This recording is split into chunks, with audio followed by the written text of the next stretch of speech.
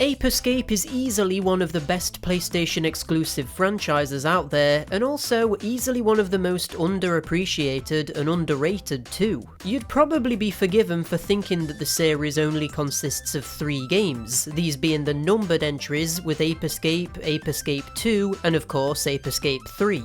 If you're a particularly big fan, you might also know of Ape Escape P, or Ape Escape on the Loose as it's known in America, which is a remake of the first game for the PSP.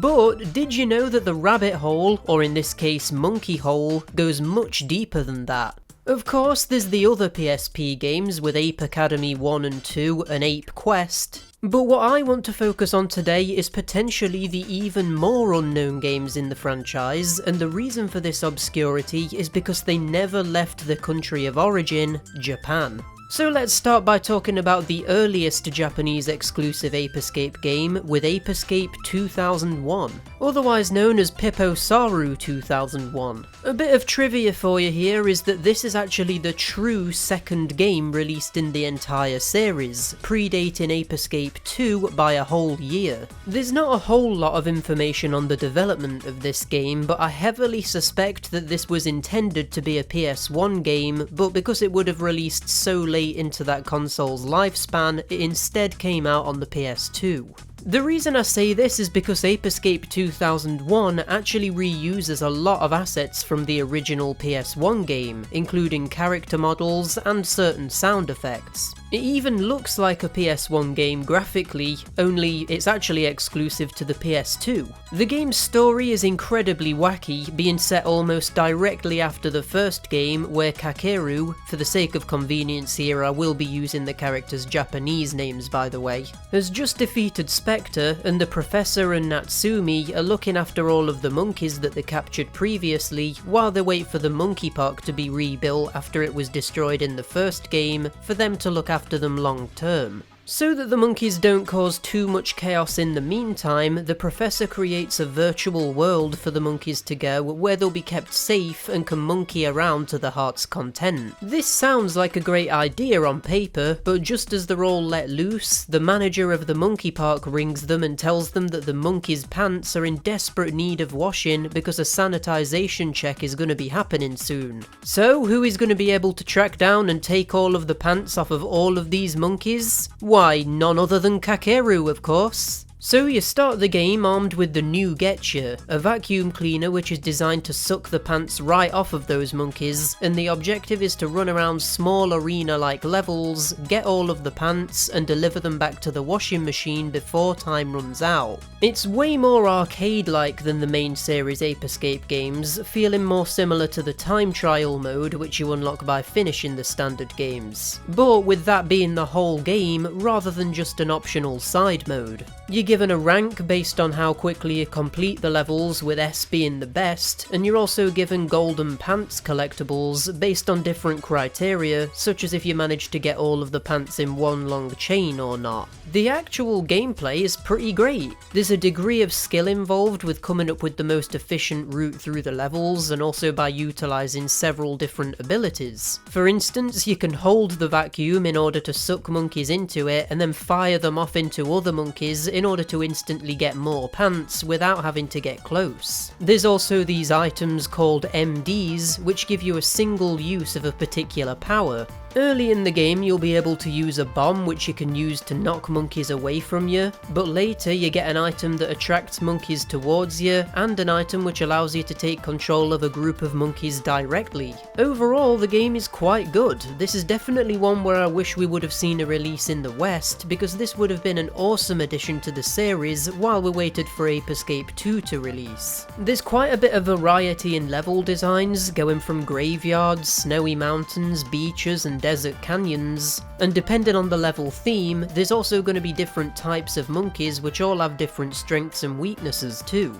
Like here we have ice skating monkeys, we have monkeys dressed as zombies which hide underground and need to be bombed out, and way more. The main issue with this game is probably the fact that it could be considered quite repetitive even with the variety in visuals and monkey mechanics. It's not like in the main games where you have exploration, bosses, platforming sections, and vehicles on top of the monkey catching. This game is much more simplified, and because of that it could potentially get stale quite fast. The controls are also somewhat awkward at times. In some levels you need to attack Spectre, who's flying around the level in a Robotnik style floating chair, but actually doing this feels awkward because you need to tilt the analog stick up in a really specific way in order to accurately aim vertically, and I found myself constantly over or under shooting, and it's annoying when you're on a time limit. Maybe some sort of lock-on system would have been handy to fix this, but unfortunately the game doesn't have that. The camera is also a serious problem at times. While it works very similarly to in the main games, the difference is that the main games very rarely ask you to go fast. And besides that, I would probably argue that the camera controls here are worse anyway, because you can't use the D-pad to freely rotate the camera like you can in the main games. Strangely, the right analog stick isn't actually used at all in this game. This is odd considering that the first game was pretty much sold on its functionality with the analog sticks on the original DualShock.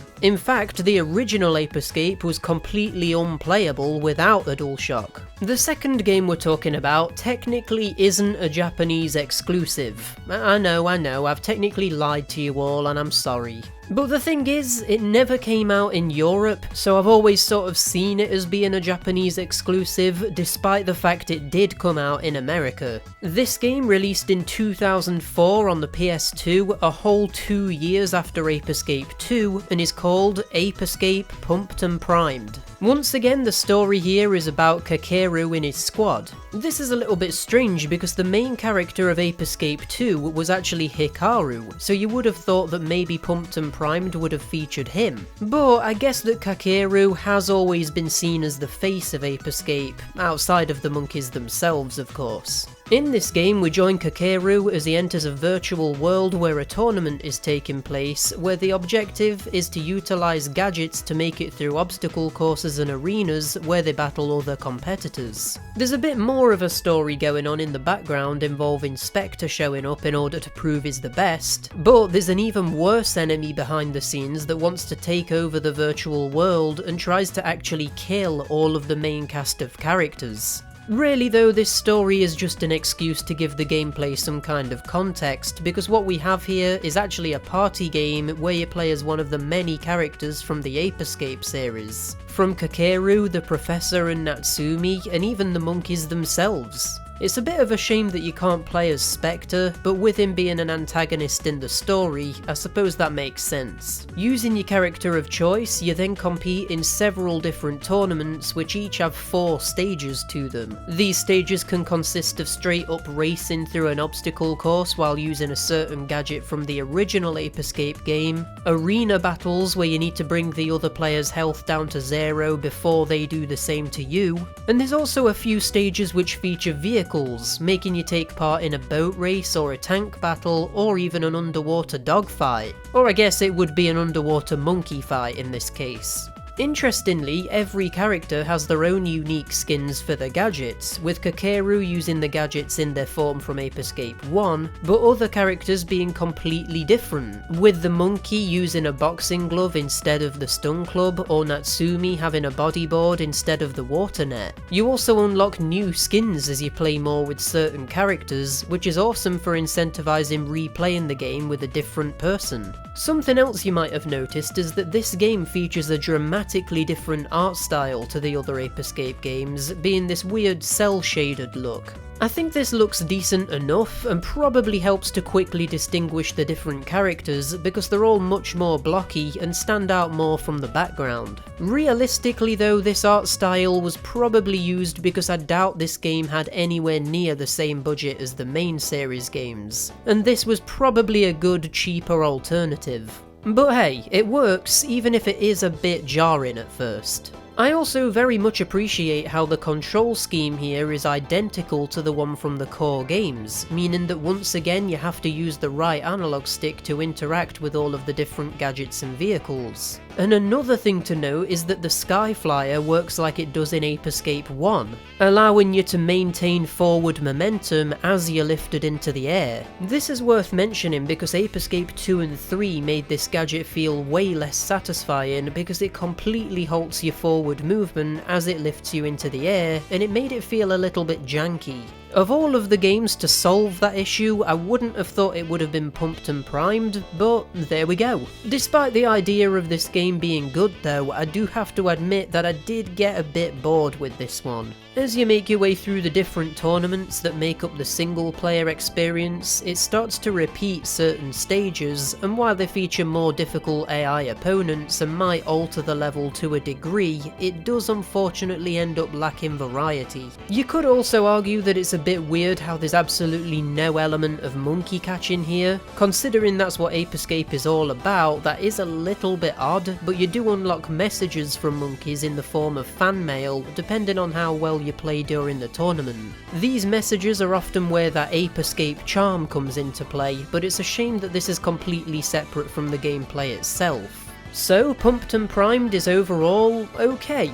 Probably not as good as Ape Escape 2001 though, with that game keeping the essence of Ape Escape more than Pumped and Primed does. It's by no means bad though, and it does actually feature boss battles which I actually thought were pretty good. You even end up fighting a brainwashed Hiroki just like in the first game. Hiroki being the Japanese name for Jake. Or if you're in Europe, it's Buzz. God damn it, they really should have had consistent names for these characters. The rest of the games we're talking about today are actually completely exclusive to Japan, by the way, but another reason I felt like I had to talk about Pumped and Primed is because this next game is considered a direct sequel. This is Ape Escape Million Monkeys, otherwise known as Saru Get You Million Monkeys, and was released in 2006, also for the PS2. The reason this one never released in the West is because with it coming out in 2006, the release date was extremely close to Ape Escape 3, which also came out in 2006, and they probably didn't want to confuse us stupid Westerners by bringing out two games and causing confusion as to which one was which.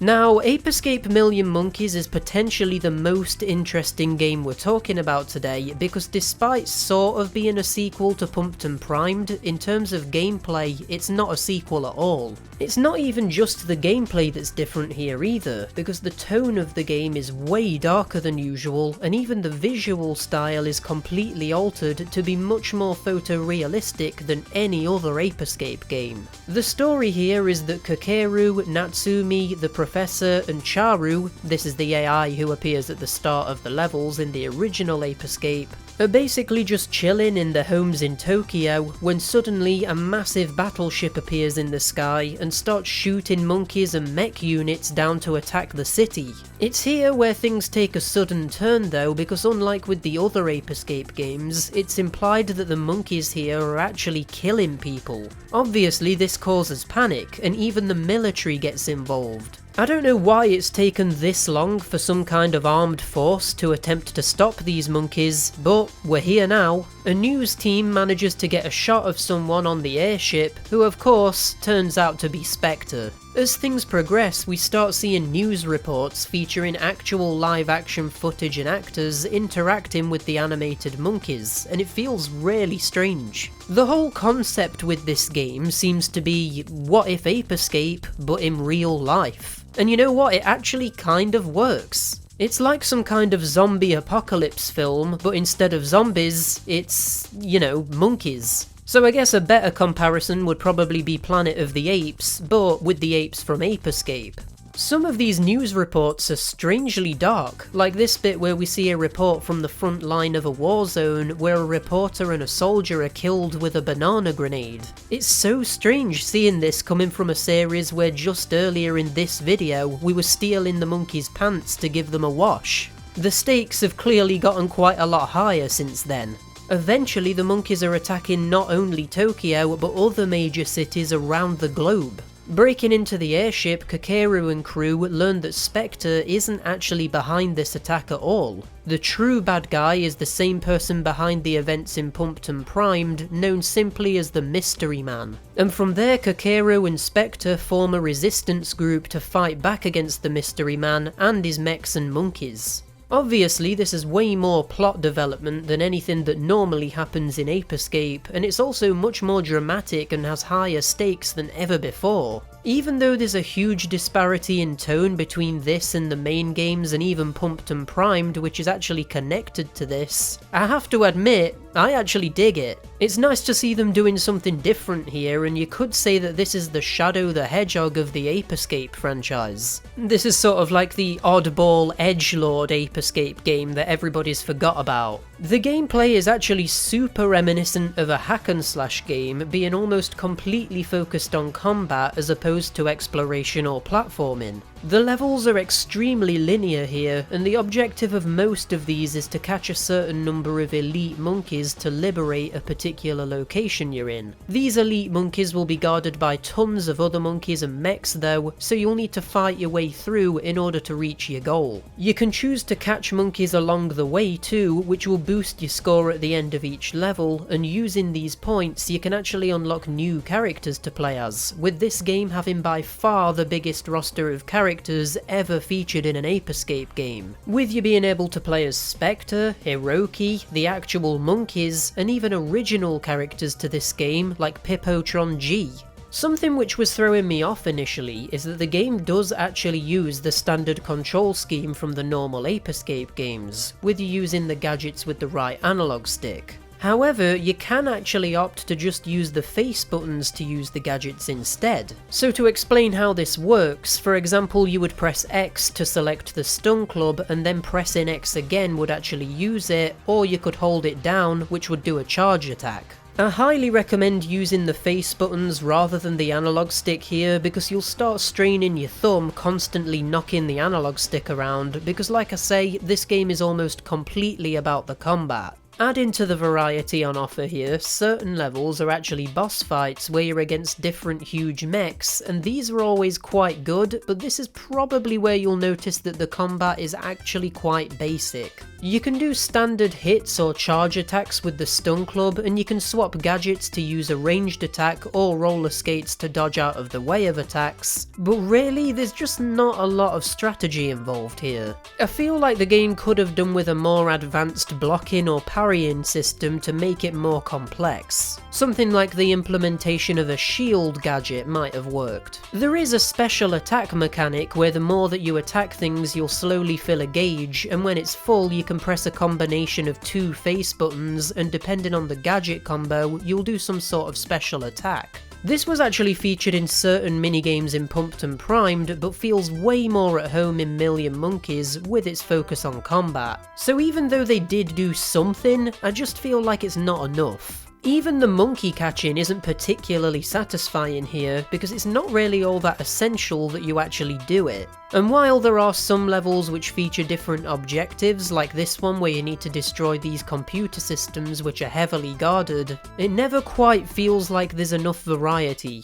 Each character does have their own completely distinct attack styles though, with connessiour feeling like he does in Ape Escape 1, but then characters like Charu will have more of a focus on ranged attacks, using an arm cannon instead of a melee stun club like gadget. But this doesn't alleviate the actual levels feeling a bit samey after a while. This one is probably worth playing just because of how much of an oddity it is in the series, but I struggle to recommend it purely based on its gameplay because of it being so repetitive.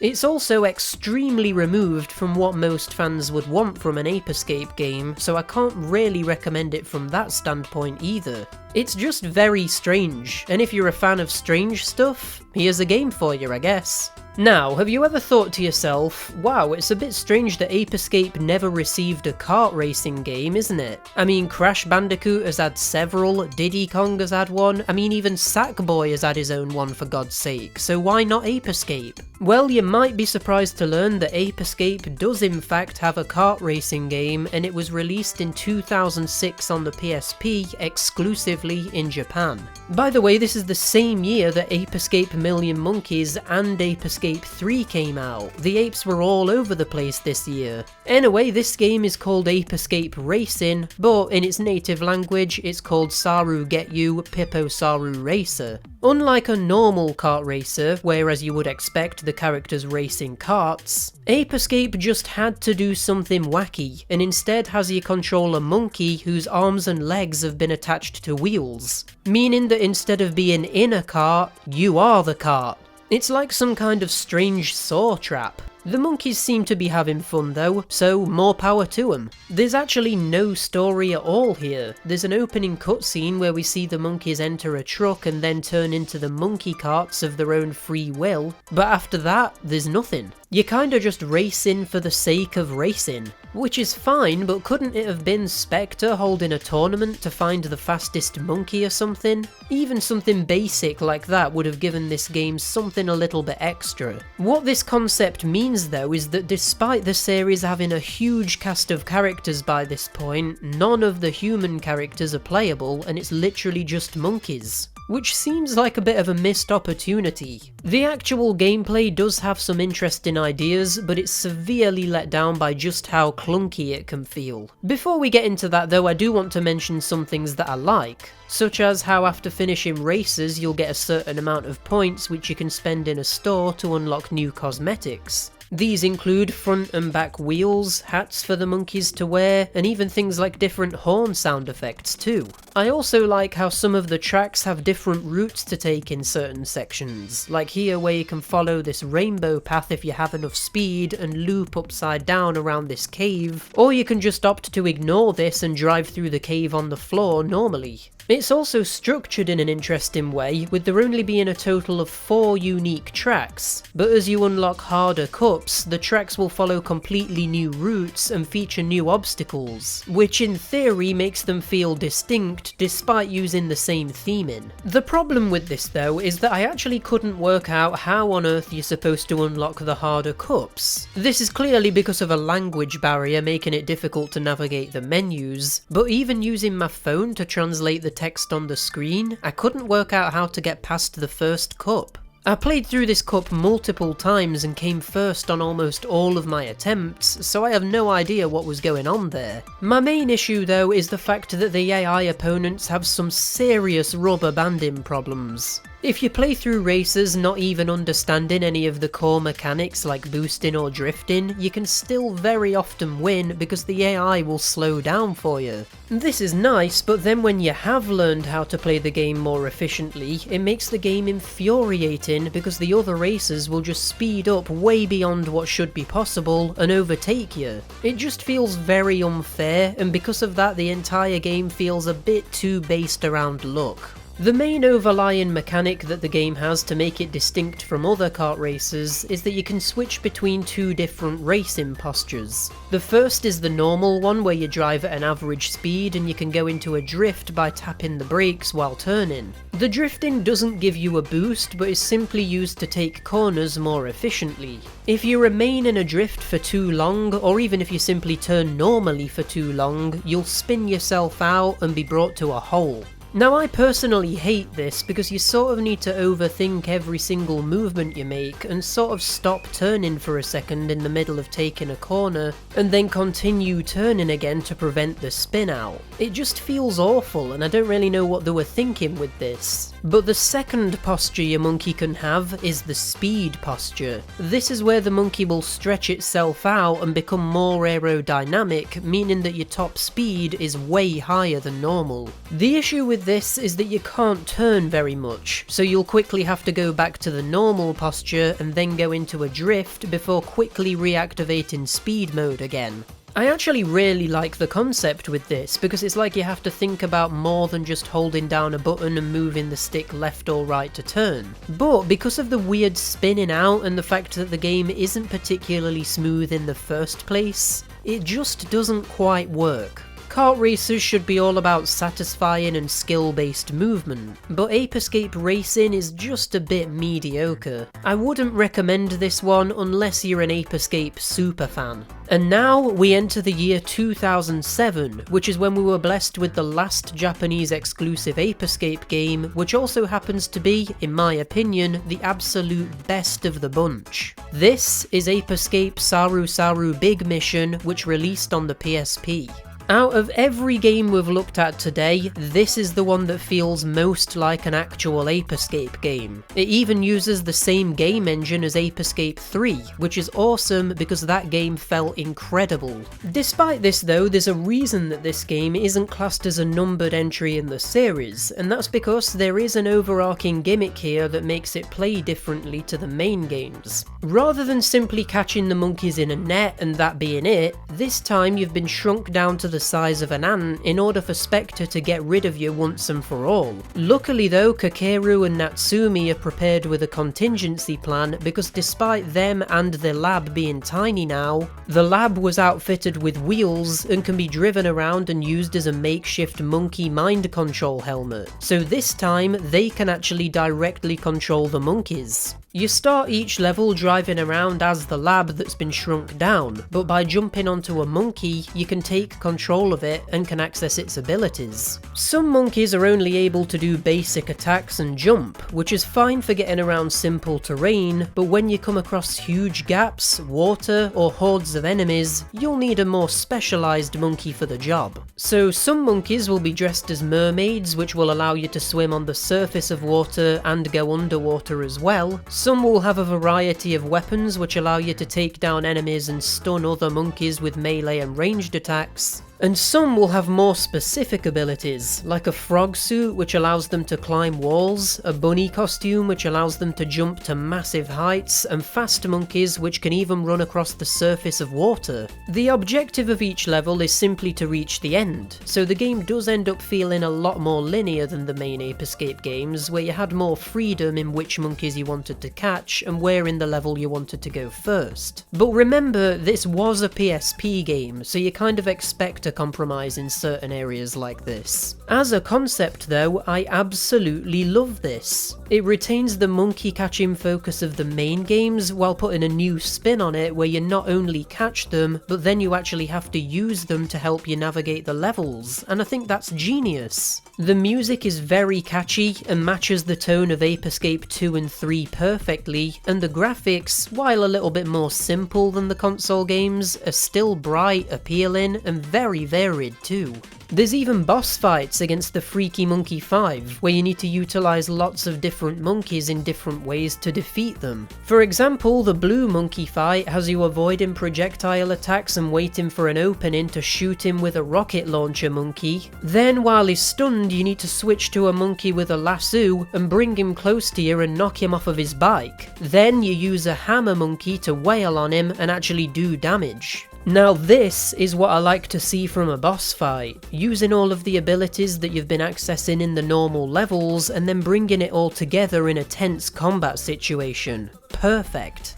I also really like how, unlike with a lot of these other games, this one actually fits into the main Ape Escape continuity, being set after Ape Escape 3 and featuring every major character from the numbered games. This includes the Professor from Ape Escape 1, Hikaru from Ape Escape 2, Eiki, Sayaka and Satoru from Ape Escape 3, and way more. This is really interesting because this is the most that all of the protagonists from each of the games are ever seen interacting with each other. Normally, whenever a previous protagonist is featured in one of the games, it's only a cameo, like where Kakeru is seen at the end of Ape Escape 2. Even if the game is in Japanese, so it's a little bit difficult to understand, I still really enjoyed the story here nonetheless. Even with the language barrier, I still feel like I understood most of what was happening. The only real negatives here are that the controls do feel a little bit stiff at times. Mostly due to the way that your character sort of snaps to set positions when you move the analog stick, rather than having full smooth 360 degree movement. And the camera at times can be pretty bad too.